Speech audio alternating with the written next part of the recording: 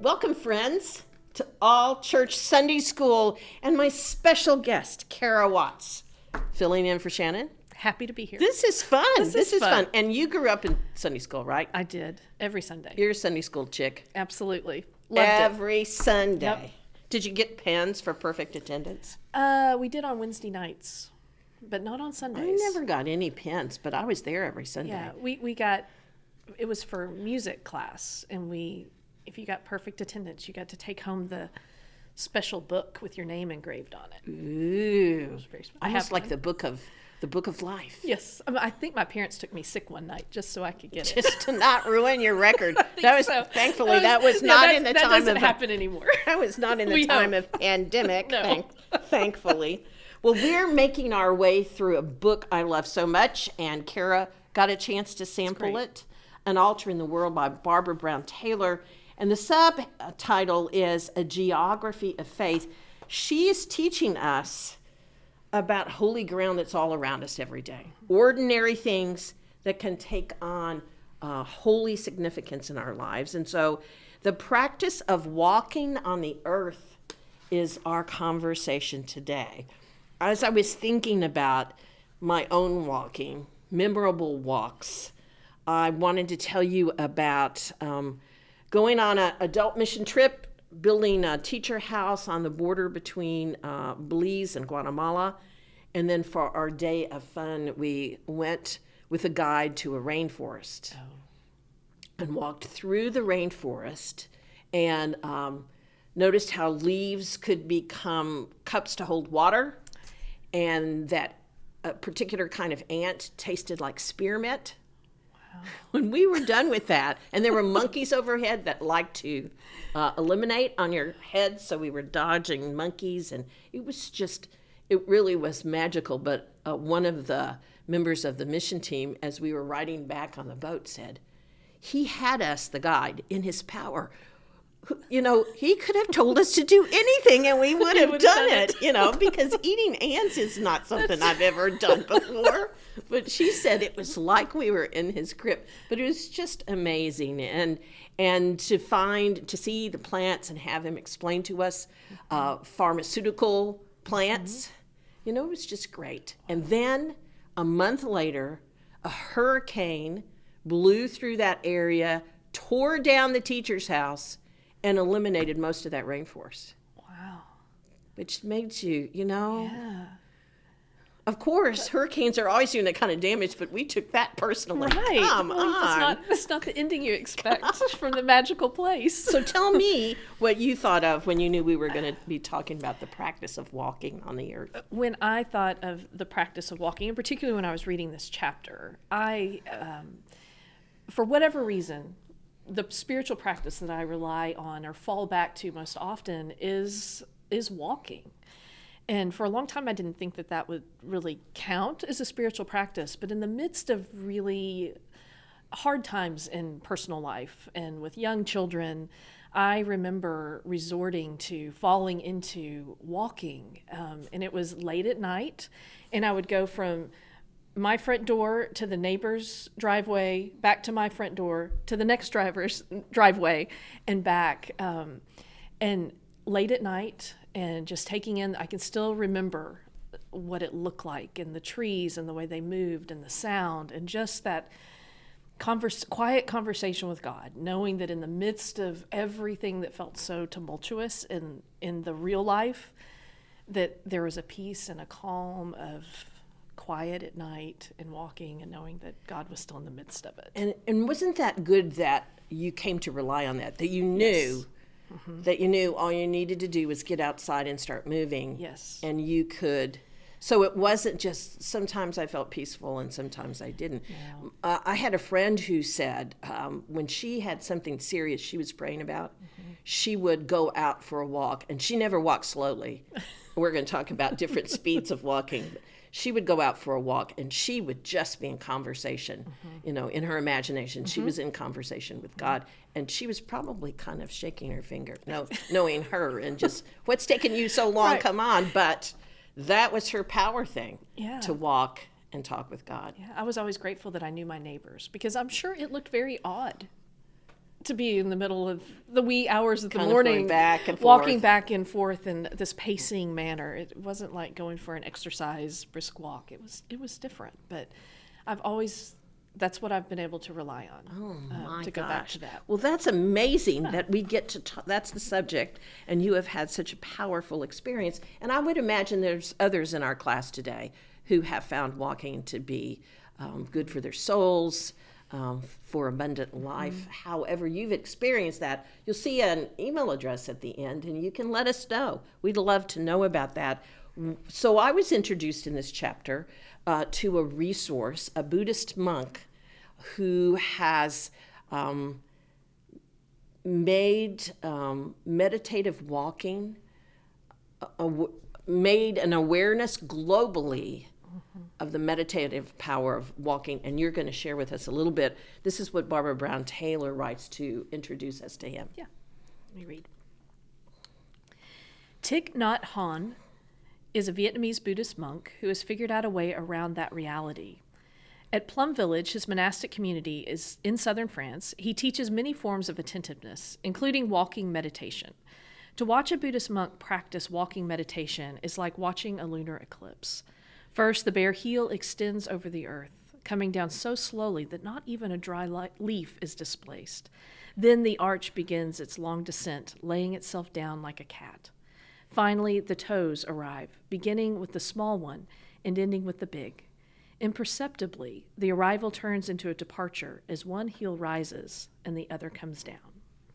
When someone comes to Plum Village in a wheelchair, an instructor finds a comfortable place for that person to sit and watch the walkers.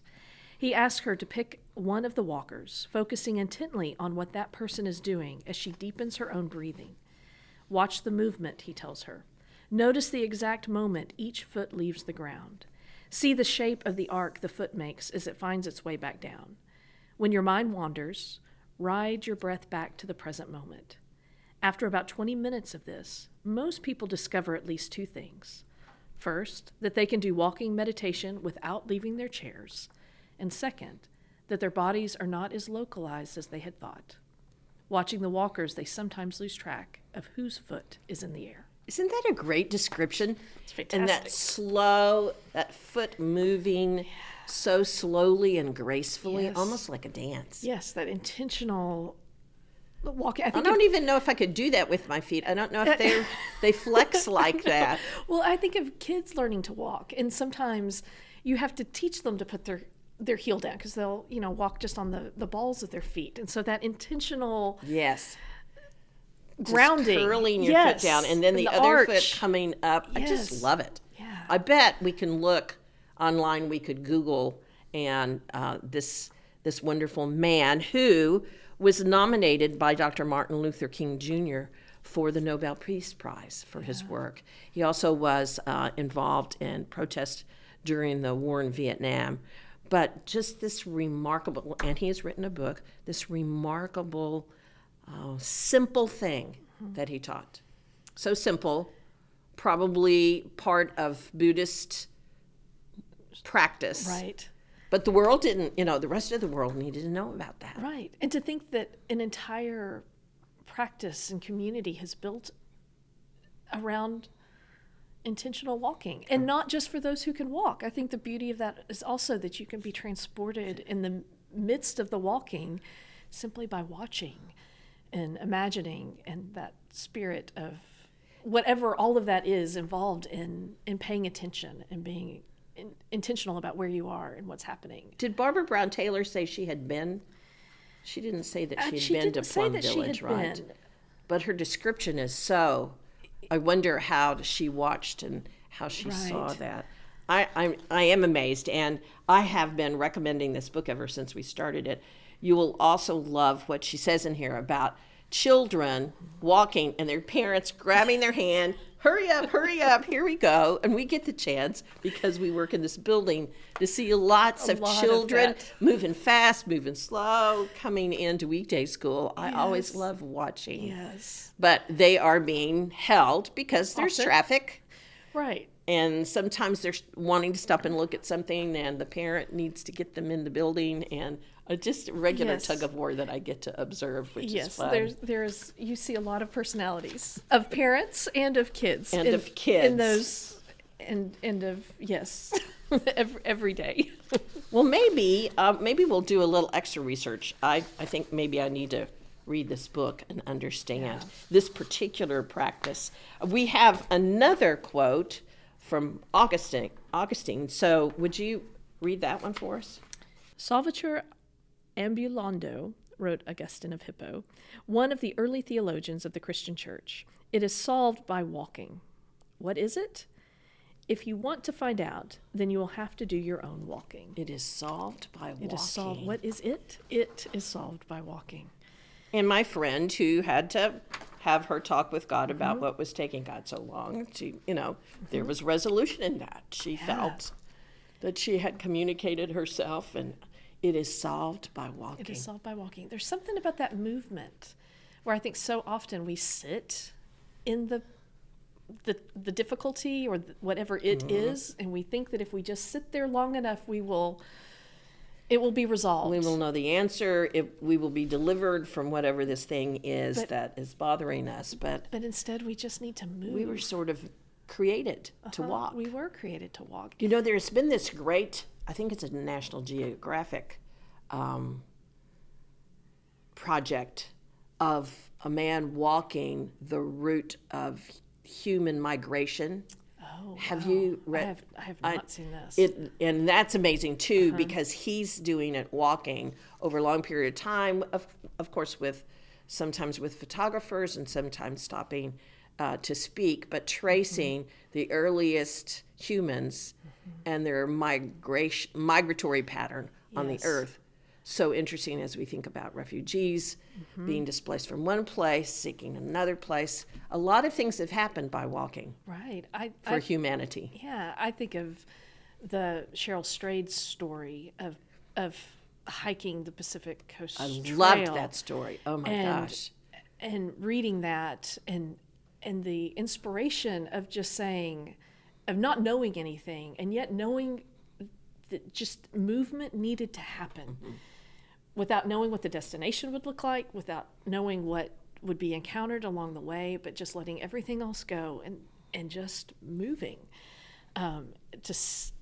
to find an inner peace, I think is a fascinating. Because it does seem like that's kind of a crossroads experience, doesn't it? Yeah. Anybody also hiking Appalachian Trail, maybe they've just moved into retirement, or maybe they're at this in between jobs or something else. Yeah, We get unsettled and then we need to move. Right. Not being a hiker myself, I understand there are people that would do that for the enjoyment of You're a it. short range hiker between two driveways, 3 houses. that's my distance. That's a specialty of its own. But to set out to not know how far you'll even be able to make it because there may be ice or there that is just this. That seems completely like I would have to conjure up more courage Yes. than I think I have right now too. Yes. Well, and I think it's nice to know that you can just walk between driveways. That's right.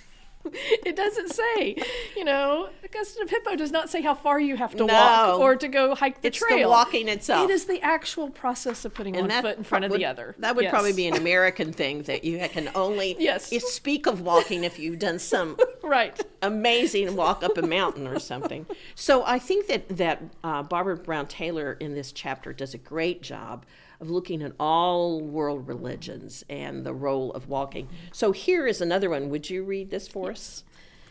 The spiritual practice of walking has a long history in the world's great wisdom traditions. One of the 5 pillars of Islam is the Hajj, or pilgrimage to Mecca, undertaken during the 12th month of the lunar year.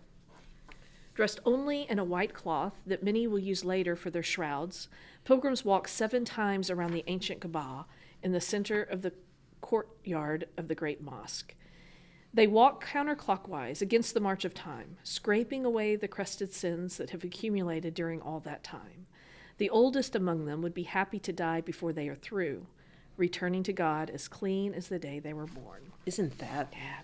And there's so many amazing pictures if you look up Hajj online to see. So, I'm sure it's difficult to tell as you're watching this from home how many people are in that first picture, blocks of people surrounding that holy place and so many people. I also read a lot about what happened with this practice as COVID was moving around the globe too, and that was interesting to listen to. Interesting that your pilgrimage, that white cloth, then becomes how you are buried, Right. isn't it? I thought that was a beautiful, just that walking in that moment, and that was is releasing your how all of the errors you had made in your life, and that was important to be there at your death as well.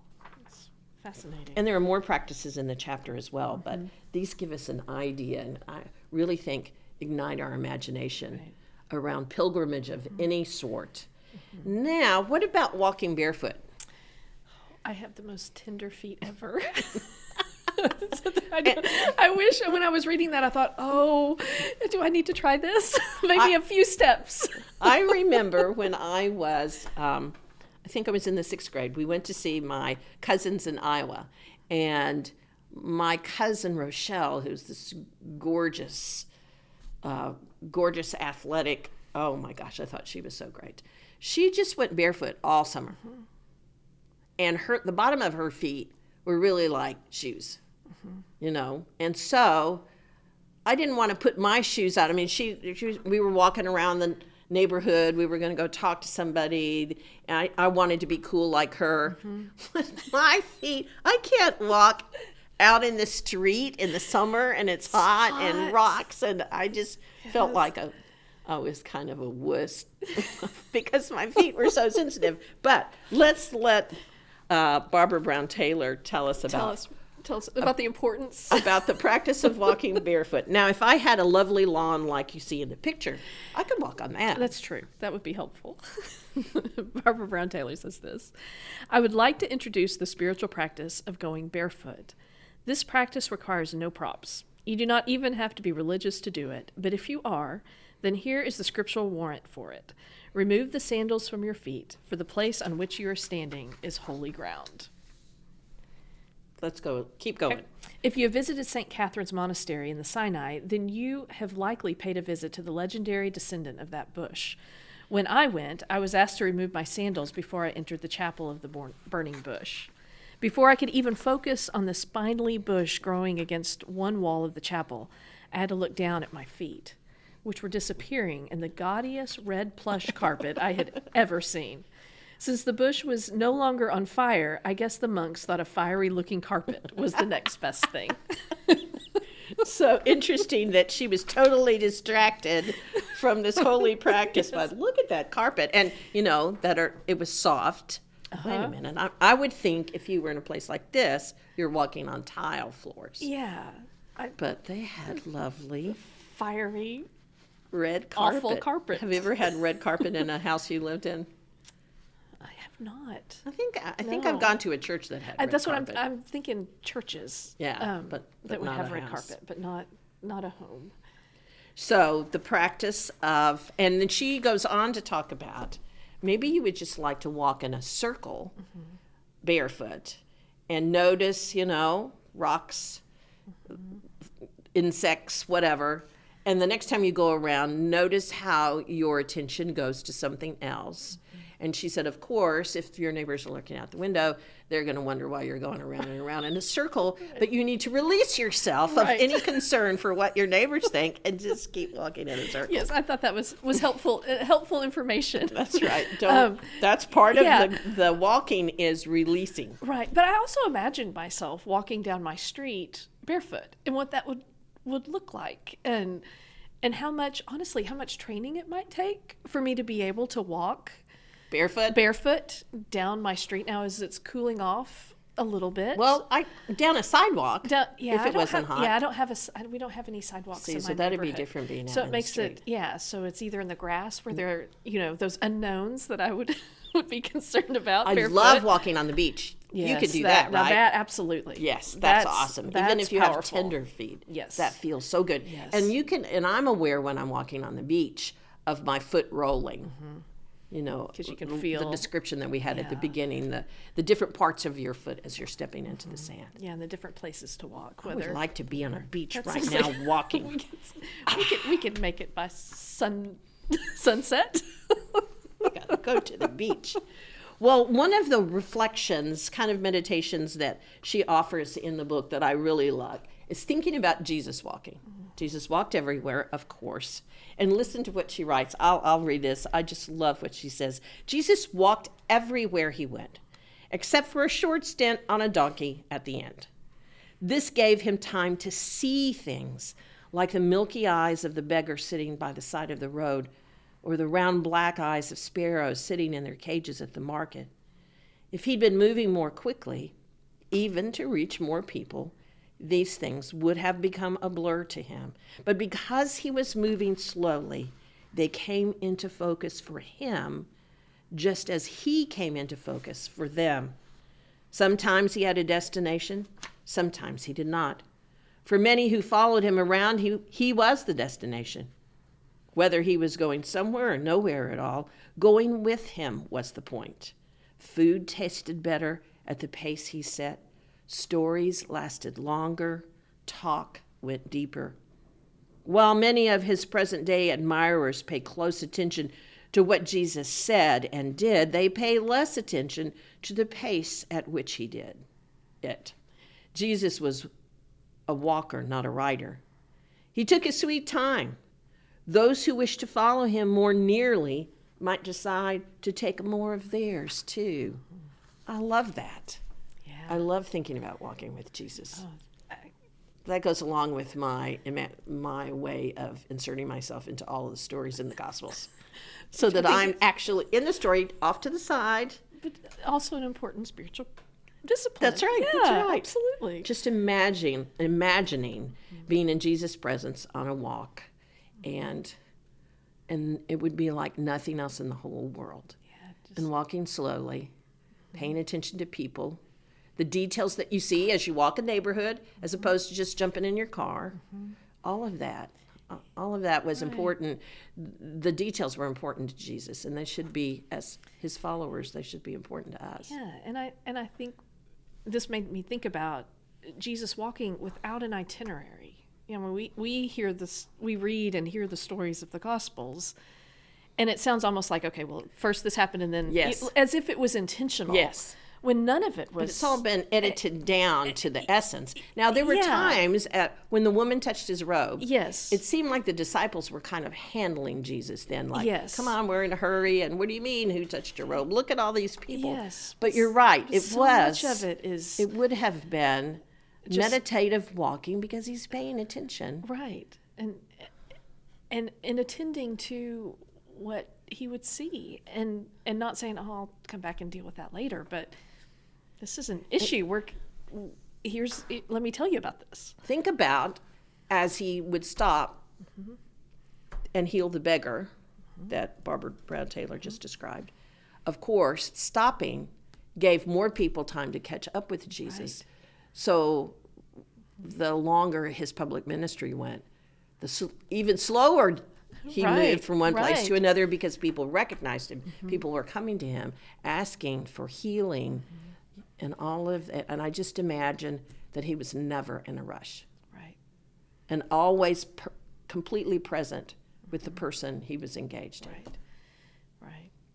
And we see that in those moments when he walks away and tries to get away from those crowds, that he kept walking even for rest, it seems, in some ways. And climbing up Yes, someplace yes, for his solitude. for some peace, but always being intentional about where his feet were. On Sunday the morning, road. when you're surrounded by children's ministry going on, you're probably stopping a lot like Jesus did and Yes. attending to a parent who needs to tell you something or a child who has an observation to share, right? Right. You're not in Absolutely. control of your path. No. We plan, and we know it's never going to be that way, which is the beauty of children and children's ministry and their families and all of that. But So you just relax into Right. the moment. right, and knowing, depending on the community that's gathered, those that are there, what the dynamic is different every week. But you learn, what's fun is through the consistent walking alongside them is how much you learn about, when this story starts, we know it's going to take a little while, but whereas if someone else is suddenly saying something, we need to really pay attention because we don't get a lot of words, from this particular child. But yeah, it's just a fascinating, and as we move and play on the playground, and we've really incorporated, one thing that the pandemic has allowed us to do in children's ministry is to rethink how much we play. Because those opportunities to play together were taken away. And I see that really very much as this. Kids don't walk. You have to say, walk, please walk, please slow down. So I see that intentional play, running and climbing, is really a child's, what is it, salvature ambulando. Very good. Yeah. But that's what I imagine that to be, that kids are engaged in a spiritual practice. But telling them to slow down and walk may not be the most helpful thing, depending on where they are. I am so glad that you were available for this conversation because it has a lot to do with your life and with your ministry. This is great. Yeah, when we were talking about it, this was kind of a God moment, that reading this particular chapter and reacquainting myself with that spirit, the importance of walking as a spiritual practice. And I do think it would be great for the ministers to have a retreat where we all walked on the beach. Oh, that'd be great. Wonder how we can bring that up. A plan. I think we just did. A plan. Yes, a plan. We always love to hear from you. I would love to hear, Kara and I would love to hear your story about walking as a spiritual practice in your life. And you can reach us at ACSS, which stands for Altered Sunday School, UCCFTW.com. We would love to hear, and we'll share some of your what you send us. We'll share it with our next class. I am so glad my friend Kara was here. I hope that maybe we've inspired you to go out and take a walk. Go for a walk. And also to be back with us next week when the chapter is the practice of encountering others. We'll see you then.